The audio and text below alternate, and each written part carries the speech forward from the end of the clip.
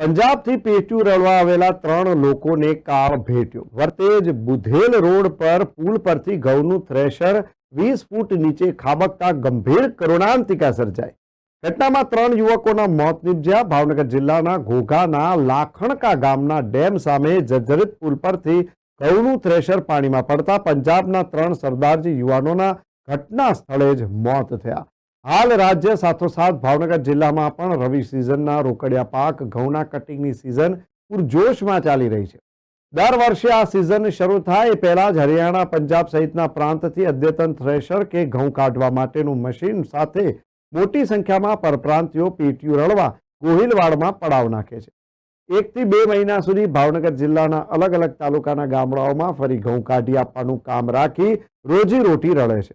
ત્યારે પંજાબથી તાજેતરમાં thresher machine સાથે કાફલો ઘોઘાના ગામડાઓમાં ફરી રહ્યો છે।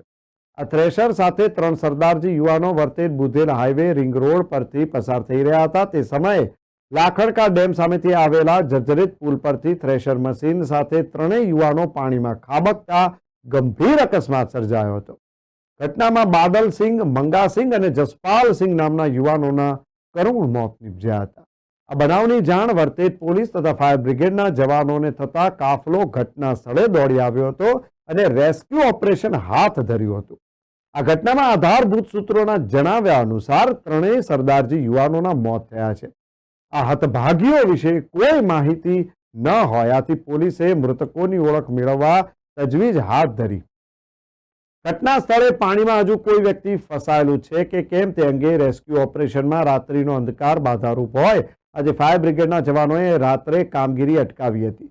મૃતદેહને પીએમ માટે હોસ્પિટલ ખસેડાયા હતા અને વર્તેજ પોલીસે 3 યુવકના પંજાબ ખાતે રહેતા તેમના પરિવારજનોને ટેલિફોનિક જાણ કરી હોવાનું જાણવા મળ્યું।